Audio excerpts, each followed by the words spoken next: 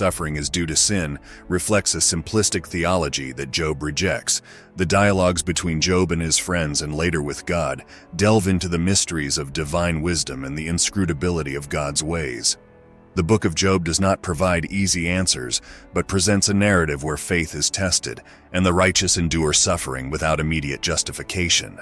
Satan's role as the accuser deepens the narrative, while encouraging the faithfulness of humanity against immense suffering and divine silence.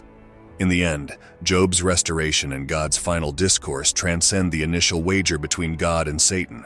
The story affirms that while humans may not comprehend the complexities of divine justice, their faith and integrity can persist through the darkest tribulations. Satan tempts Christ. The account of Satan tempting Christ found in the Gospels of Matthew, Mark, and Luke marks a pivotal moment in Jesus' ministry.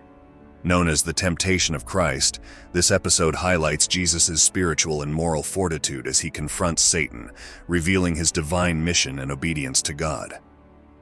After his baptism by John the Baptist, Jesus is led by the Spirit into the wilderness for 40 days of fasting, echoing the Israelites' 40 years in the desert. During this time, Satan approaches Jesus with 3 temptations aimed at exploiting his physical needs, spiritual authority, and divine mission. The first temptation targets Jesus' hunger. "If you are the Son of God, tell these stones to become bread." Matthew 4:3. Jesus counters by quoting Deuteronomy 8:3, emphasizing spiritual sustenance over physical needs.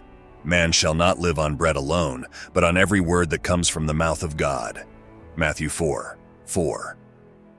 The second temptation involves Satan taking Jesus to the pinnacle of the temple, urging him to jump, citing Psalm 91:11-12 to suggest divine protection. "If you are the Son of God, throw yourself down." Matthew 4:6. Jesus rejects this misuse of Scripture by quoting Deuteronomy 6:16, "Do not put the Lord your God to the test." Matthew 4:7. The final temptation shows Jesus all the kingdoms of the world, offering them in exchange for worship. "All this I will give you if you will bow down and worship me." Matthew 4:9. Jesus decisively refuses, quoting Deuteronomy 6:13, "Worship the Lord your God and serve him only." Matthew 4:10. The temptation of Christ not only testifies to Jesus' sinlessness, but also serves as a model for believers in resisting temptation while looking unto Christ for deliverance. It highlights the importance of Scripture and faith in God's plan, knowing that Christ himself once walked in our shoes. This narrative presents a Christ who, though divine, overcomes human weaknesses, exemplifying righteousness and steadfastness against evil. Ultimately, Satan's defeat in this confrontation foreshadows Jesus' victory over sin and death, encapsulating his redemptive mission. The temptation of Christ remains a cornerstone of Christian teaching on spiritual resilience and the triumph of divine will over darkness. How Satan has overrun the world with evil. The presence and influence of Satan in the world is a central theme in Christian theology, highlighting the pervasive nature of evil and the ongoing struggle between righteousness and malevolence. According to biblical accounts, Satan's rebellion against God and subsequent expulsion from heaven marked the start of his campaign to corrupt creation and draw humanity away from divine truth. Scripture frequently references Satan's role in perpetuating evil. In 1 Peter 5:8, believers are warned to be sober-minded, be watchful. Your adversary, the devil, prowls around like a roaring lion seeking someone to devour, portraying Satan as a relentless predator.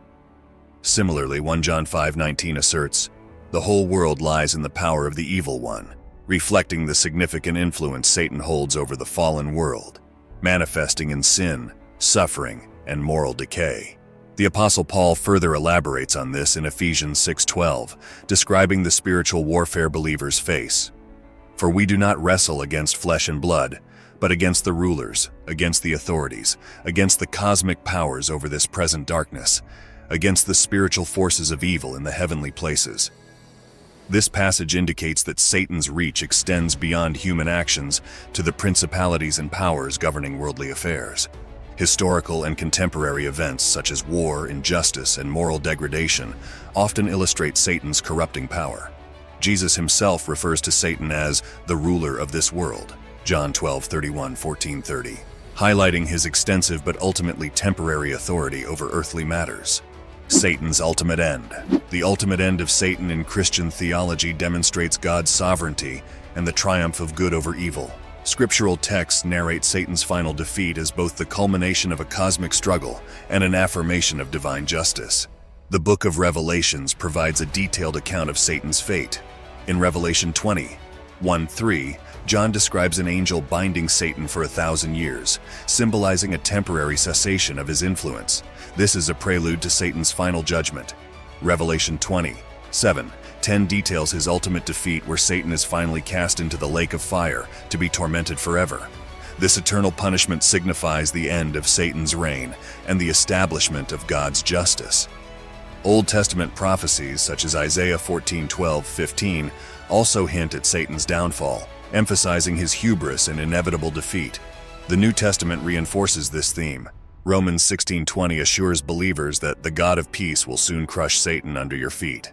So if you're a believer, hang in there. Thanks for watching, and remember to subscribe to our channel.